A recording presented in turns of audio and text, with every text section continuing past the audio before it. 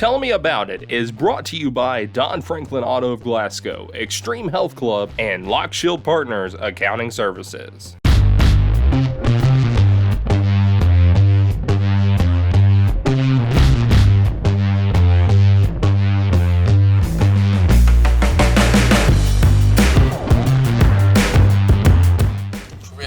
Sports TV with James Brown, 104 The Score. We are back on Glasgow Electric Plant Board, Channel 6, the local channel. Kind of hit and miss for me, James. Is that a? And you remind me that I'm not here. Yeah, is that a testament to your golf swing, or is that what do you get? Of course, what are you talking about? Absolutely, Okay. Absolutely. My golf swing would be all miss. You might get good Trevent on the front nine and bad Trevent on the back nine, or you can get bad Trevent for the whole 18. It just depends. So whenever you're doing those tournaments and whatnot, they bring you along for your personality, your teammates and whatnot when you're playing like the foursomes and whatnot? No, okay. my teammates bring me along for my drive. Oh, okay. And my putting. I drive and putt well. Oh, I thought you meant the cart. No. I usually like to drive the cart too because I bring my speakers so I can listen to the music. But all right. I'm not an iron player. I don't hit my irons very well. That's why I really don't play in individual tournaments. Gotcha. I like to play in 4-man scrambles or 2-man tournaments.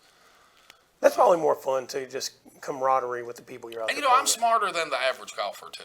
Is that smart. Right? Yeah. My member guest over at Rowlett's a few years ago, I brought a guy named Alan Hapney. Mm-hmm. And Alan was able, I think he's an ex-police officer here in Glasgow. Okay. He had a daughter that played up at Louisville. But anyway, Alan's age allowed him to hit from the upper tees. Mm-hmm. So Alan still, Wait, is this Morgan Hapney's dad? That's Morgan's dad. Okay. Yes, and Alan still hit it about 240, 250. Okay. So he's hitting 70 yards in front of me. So my driver's always either left or right. Very seldom is it down the middle of the fairway. But most courses here, you can be, you're never in trouble because the courses aren't that hard. But yeah, Alan was driving greens, and I just kind of snuck him in there in that member guest. And I think we beat everybody by like 10 strokes. Yeah, all right. This wasn't going to be the golf segment. We're going to do this golf segment, the second segment. We're going to do a golf segment? Yeah, we're going to do that the second segment. Is it going to be making fun of me because I'm not consistent? No, we'll talk about other people and whether or not they've been consistent because the high school season got underway this past week. I saw that. But first, I want to kind of go back to a thing from last week that I talked about that I kind of walked my way through on this show. You walked your way through because I wasn't here. Well, yeah, I had to talk for like 25 minutes, man. Okay. All right, so part of talking for 25 minutes on TV sometimes is people get to see your thinking process. So anyway, I was just kind of thinking about the 7-on-7. What do you get out of the 7-on-7 as a coach and for your players and that kind of stuff? And you guys did 3 7-on-7 camps, is that right? We did 2. You did 2? Mm-hmm. I think maybe Barron did 3 and maybe Glasgow did 3 as well. So, right. And you got to see, I don't know if you were you were at one of the ones Barron was at, weren't you, at Greenwood? No. Okay. No, Greenwood, they weren't at Greenwood the 2 times that we were there. Okay. No, that's right. They were at Warren East. That's right, they were. At Warren Central. Yep. So you didn't get to see them. You guys did play against Glasgow in the 7-on-7 at Greenwood. We did. But first, from a coaching perspective, what do you get out of the 7-on-7s? Me personally, I don't really get a lot out of it. Yeah. Because I'm an offensive-minded guy and I run the ball. But we had to go just because we have a new quarterback, Russell Williams, and he hadn't had the game experience. So that allowed him to kind of get some timing down with the receivers and, to see that you can't throw in triple coverage. Yeah. But he did several times. Well, those are the things, you think to yourself, well, of course you can't throw in a triple coverage, but when you're out there playing quarterback. He's a 16-year-old kid. Yeah. And he's never done it. But I will say this. I'm glad that we did go because he really matured from one week to the next week. And it gave him some confidence. Yeah. He's a big kid with a big arm. Looks like he could throw the ball down the field. It's just his mechanics aren't there yet, but they're getting there. Well, first time doing it. You don't expect him to be perfect or whatever. But I don't know if he was still there or not. And I wish somebody had videoed it because I really think it would have went viral. We were playing Greenwood, and Kenyon Martin had a had a catch that was just probably one of the best high school catches I've ever seen. Yeah. One-hand catch, never took his offhand to the ball and came all the way down with it and kind of, just showed the kids, hey, I just caught it with one hand. But things like that I'm glad because those kids need confidence. Mm-hmm. And, you get a good defensive look because we will play a lot of teams that will throw the ball. Yeah. That's kind of what I thought maybe would be more beneficial out of that. Not necessarily offensive side, but the defensive side where you get to work on your secondary stuff and that kind of thing. Because, especially at Caverna, if you're running a practice, you really don't have 22 players to compete against each other in your practices. Right. So you're working your offensive guys and you're working your defensive guys. So on that defensive secondary thing where you got to teach them, what routes to read, how to read the routes, what receivers, where they're lined up, knowing where they got to shift, depending on what that formation is they're facing. Those are all the things maybe at the 7-on-7 you really get to work on with your players. And see, one of the things another thing, you do get things out of it. One of the things that I've been teaching our kids that play on the defensive side is learning a player's habits. Yeah. Like a receiver. I can tell, it doesn't matter what school they go to, when a receiver goes to the line, I can tell you if it's a pass or a run. Mm-hmm. Because these kids are not disciplined enough to do the same thing every time to where you're not predictable. Mm-hmm. So that's one of the things we were able to teach the kids, the habits of the receivers. And, those things are going to help us down the road. That's kind of funny. Years ago, I was covering a team, and they were getting ready to play in the playoffs, and they had film they were studying. And so I just went by to watch them, kind of talk to them as they were studying the film and that kind of stuff. And they're about 30 minutes in, and the defensive coach taps the offense. There are only 3 coaches on this team. He taps the head coach on the shoulder, and he goes, wind that thing back. I want to watch that play about 3 times. So there was no cuts in the film, and so every time the quarterback would dry his hands on the center's towel. They had the towel on the center. He's throwing it. Yeah, and he said if we see him do that, it's passing play every time. Then they just started going through it, and then they started looking at the receivers, how they were lining up and that kind of stuff. They killed that team in the playoffs. They had designed out all of their tendencies, not the ones play call wise, but just the players themselves, their own actions. So I always thought that was just a fascinating thing at the high school level. As you go up, that kind of stuff doesn't work so well. You got to better know some stuff otherwise. And, we won't ever play any of the teams. We play Monroe County, who we played in the first week, and we'll play Edmondson. But last week, we'll never play Greenwood. We don't play Glasgow. We don't play Warren Central, and we don't play Allen County. But playing against Glasgow, and I got to watch them another game, it's just amazing how these kids that they come from nowhere.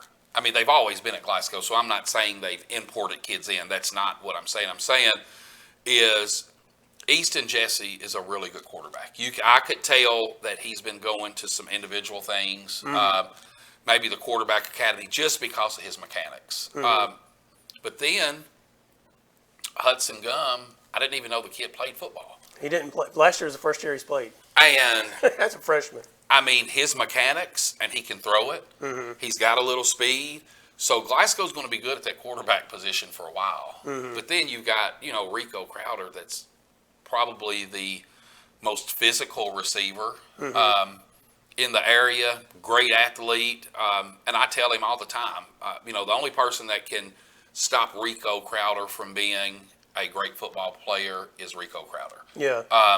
If he gets out of his own head and just plays the game and lets the game come to him, the kid is different. Then you got Jarek Martin. Mm-hmm. I tell you asked me about a kid, number 18, and I didn't know who it was. That was Kellen Stone.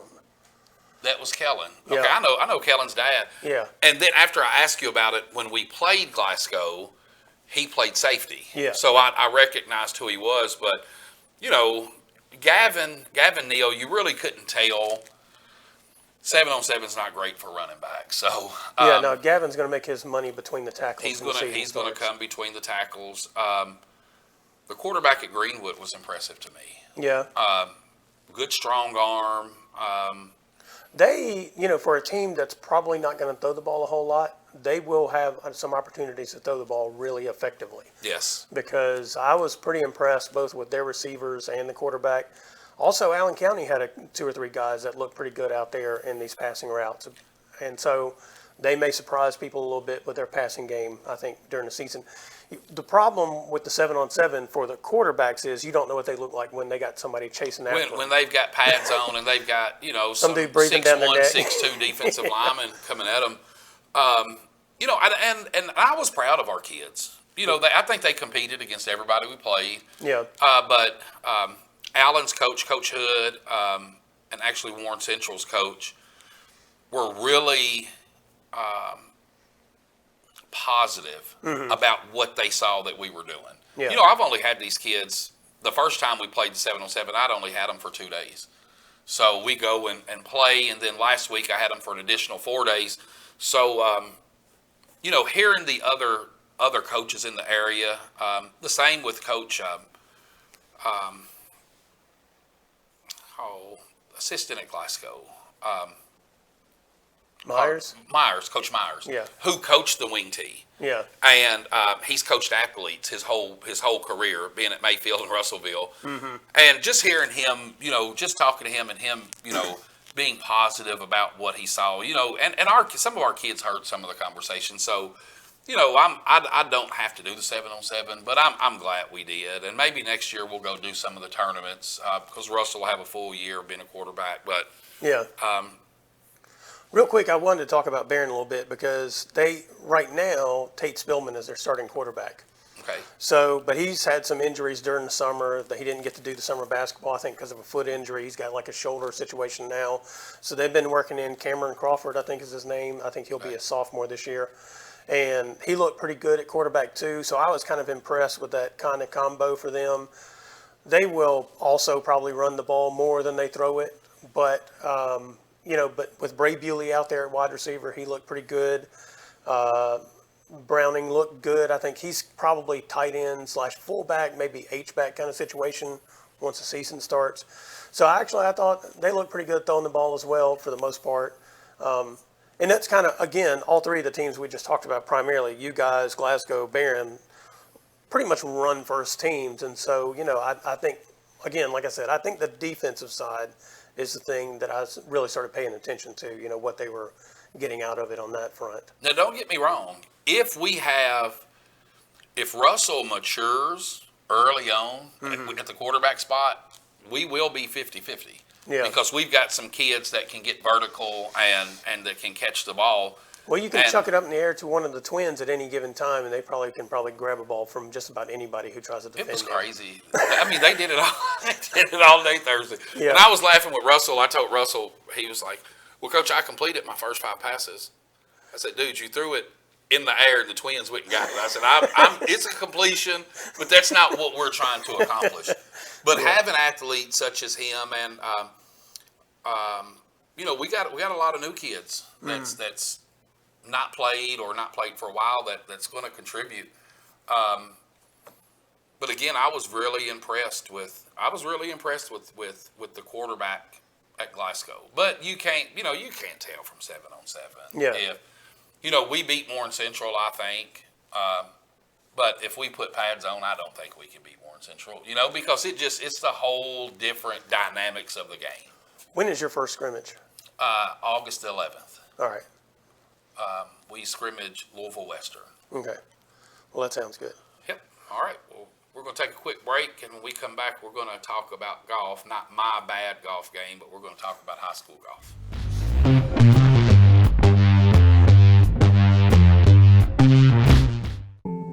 Lockshield Partners Accounting Services provides professional and trusted expertise to our clients. Our team offers individual, business, and nonprofit tax preparation services, as well as payroll, bookkeeping, and consulting year-round.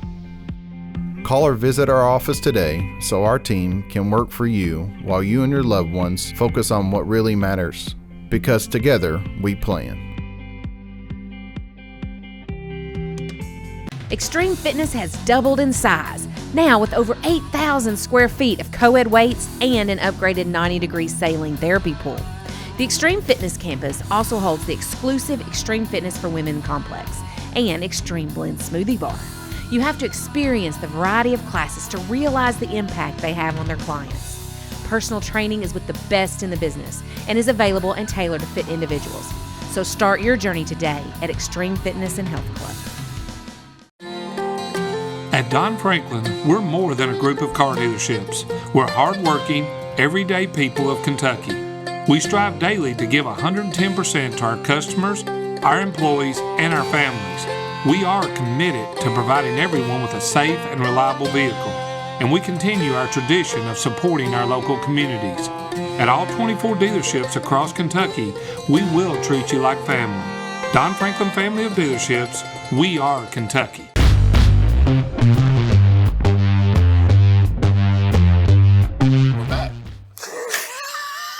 This is a show that's called Tell Me About It. It airs on Thursday at 6 p.m. on Glasgow EPB Channel 6, the local channel. You can catch it on the Glasgow EPB YouTube channel, 104thescore.com, kysports.tv. This is Trevent Hayes, who's back. I'm back. And I'm James Brown. We're going to talk a little golf in this segment. Let's talk it. We talked some golf at the opening segment. That we're not doing that in this segment. We're talking about people who actually can play golf. Some of them are pretty good out of the gate. Out of the gate. I haven't even cracked up Aaron Russell. Wow. So you know, the boys' golf season started on Saturday with Barron County and Glasgow playing in the Big Daddy Cardinal Classic. Who is Big Daddy? I don't know. I mean, that's what it's called, Big Daddy Cardinal Classic, the Taylor County Invitational there that was at Campbellsville Country Club. It cracked me up when I was like, surely that's just a placeholder name, but no, that's what it was on there. Big Daddy. Big Daddy in quotes. You ain't got to look anybody Daddy. Big No, Daddy. I'm not. I figured it's named for Clem Haskins. No. I mean, he's got to be the biggest Big Daddy of all time in Taylor County, doesn't he? I can't believe if they don't call him Big Daddy that they call anybody Big Daddy. Well, exactly. He should be the only Big Daddy. Yeah, that's what I figured. So anyway, both Barron and Glasgow opened there. I guess that Campbellsville Country Club course is pretty tough. It was, I think the winning round may have been 1 under or even. And that was a kid, I think he was from Trinity. They ended up winning it as a team. Bowling Green and Greenwood were both in the top 5. Those two are in the same region with Glasgow and Barron County in Region 3.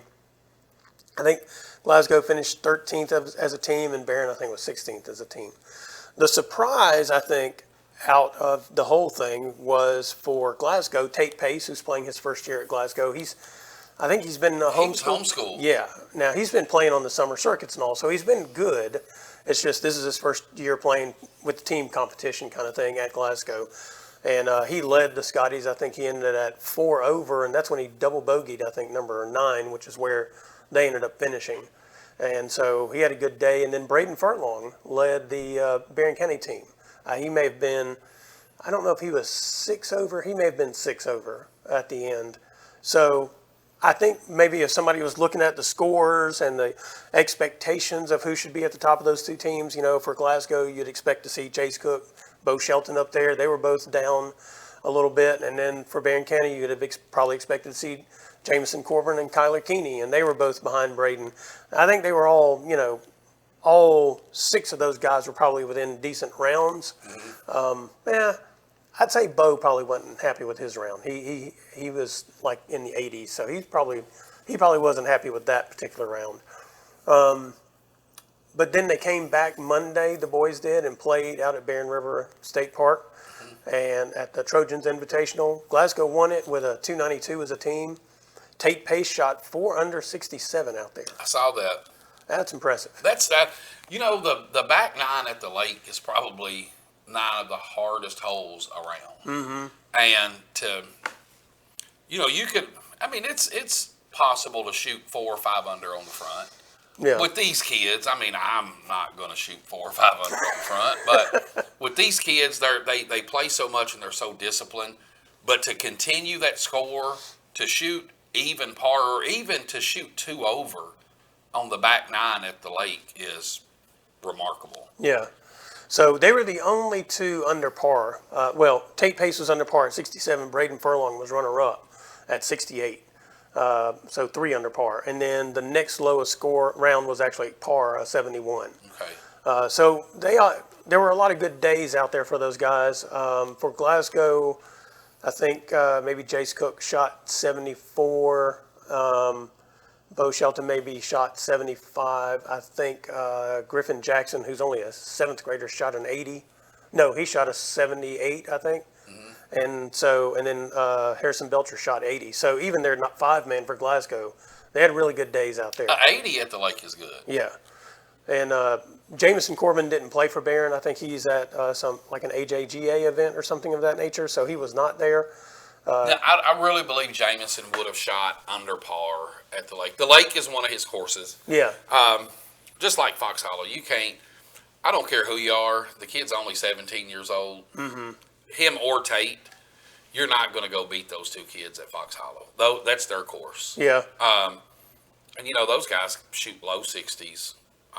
And Fox Hollow's not as a challenging course as the lake, but it's not an easy course. Yeah. But I've saw these kids, even Kyler, being out at Fox Hollow playing. These kids put in a lot of work. Mm-hmm. A lot of work. Yeah. And golf is probably, you have teams, but it's probably the most individualized sport that there is, other than tennis. But you have to put the work in. Yeah. I don't remember exactly off the top of my head the scores for everybody else for Barron. Barron had they had an A team, and then they had a B team with, as a matter of fact, Graham Hall was on the B team, plays basketball. There's a story on 104thescore.com, so you can go look at the results and that kind of stuff on there and get all the scores. Did. Yeah, good. I did. I support your page. Hey, I appreciate it. So, and then Glasgow had 3 other individuals playing as well. They didn't have a full second B team, but it was a good day. And the interesting thing about this, 2 weeks before school gets started for everybody, is I think Glasgow played again Tuesday at Calvert City, which is where the semi-state will be. Okay, so I don't know if you knew this, but last year they changed up the postseason for golf. So now you don't go straight from the region to state. They have these 4 semi-state. Yeah, they have these 4 semi-states. So the one that, say, Region 3 would go to is going to be at Calvert City, which is, I guess, is in Marshall County, I think is where it is. Calvert City Country Club. So Glasgow was playing there, and then today they were hosting their own tournament. So have results for all that stuff online too. People can go track that down. But yeah, and then I think maybe they don't play Saturday, and then they play like 4 more tournaments next week. So they're playing basically about 10 tournaments in the first couple of weeks of the season. Yeah. And, Barron, I think, is playing probably 7 or 8 in that same window of time. They get in as many as they possibly can, 18-hole tournaments before school starts, and then there'll be a little more match play. I really think that Tate and Jameson, and I didn't know the Furlong kid was that good. Yeah. But I think there's actually 4 or 5 of these younger kids that are playing that can have a really good run at the postseason. Mm-hmm. The interesting thing, so they're in Region 3, and Greenwood and Bowling Green have just been loaded the last few years. So we've had a number of individuals who have managed to break through, get the semi-state last year. But the challenge has been trying to knock them off and get those team titles. And so I think, your top 3 for both Glasgow and Barron are kind of in a position where they can get them close. Right. But that 4th, 5th, that 4th score, whomever winds up there, that's where the money's made. If they can come in and shoot under 81, I think they'll be fine. Yeah. So, I mean, especially if those kids keep shooting 67 and 68. Yeah. That would definitely help. Yeah. But yeah, it should be an interesting year. And now on the girls' side, the girls got started Monday. Barron County's team played at the Lady Spartan Invitational at Park Mammoth. Mm-hmm. That place is like just a big old roaster because there's no trees. Yeah, there's no shade. You're just standing out there getting cooked. It's one of the most beautiful courses in the state. The layout's the same, but new fairways, greens. Yeah. But if you go to Park Mammoth to play, you have to take about 12 waters. Yeah, it's hot. It was a good warm one there on Monday morning when I was out there. And so Barron County played out there. Chloe Witcher finished at 4 over 74. I didn't realize it whenever I was putting it on Twitter, or whatever they might call it now. So It's not Twitter anymore? apparently it's been changed to X. X. Yes. Oh. I don't know that I'll be using it anymore. So anyway, whenever I put the stuff on there, I didn't realize the par was 70. So it was a 70. So Chloe Witcher shot her low round of her career, shot a 4 over 74, and I think Lucy Zala shot an 8 over 78. I think everybody for Barron's team was below 100, which is pretty good out there because that's a pretty rough course. And then Emery Gardner played as an individual for Glasgow. Bart's rebuilding that team. They're going to have a varsity squad. He just didn't want to put these younger, newer players out on that course, probably under those conditions with the heat. That'd be a challenge for him. Probably make him not want to play golf anymore. Well, there's, part of the deal is he's having to, he's had to recruit players to get enough for a team, which is just amazing at Glasgow, really, the history of that program. Right.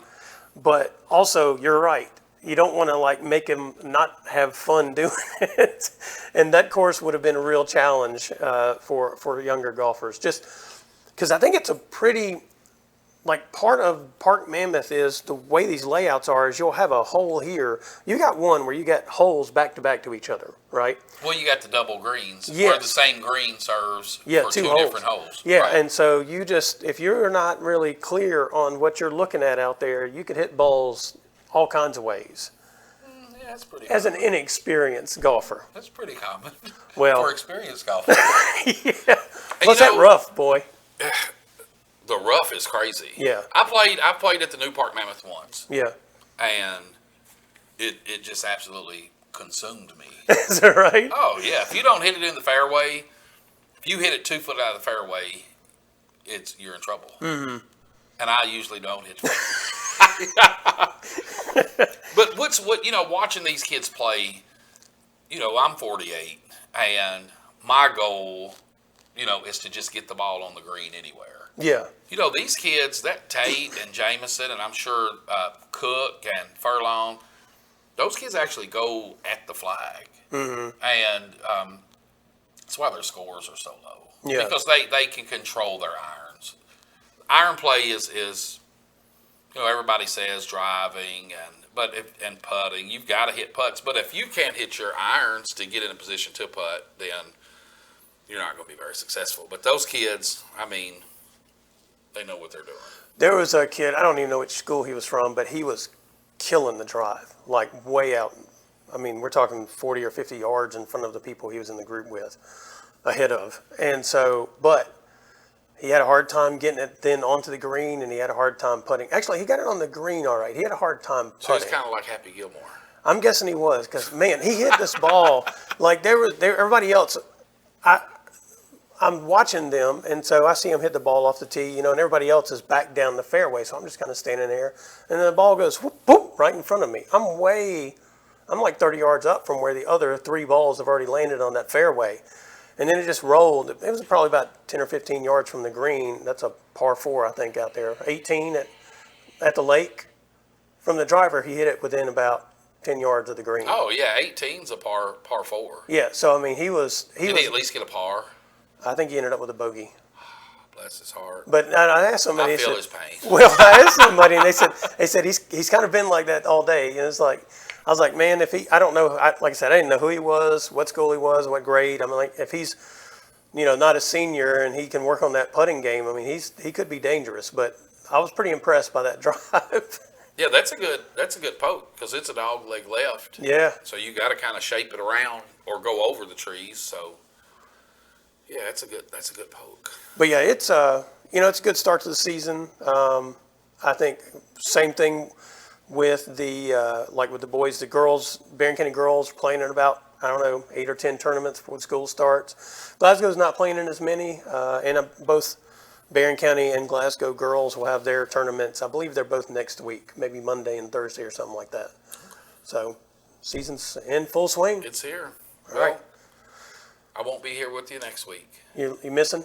We're going to camp. Oh, that's right. So Well, I'll find a cutout stand-in and put in the chair. I was going to recommend that.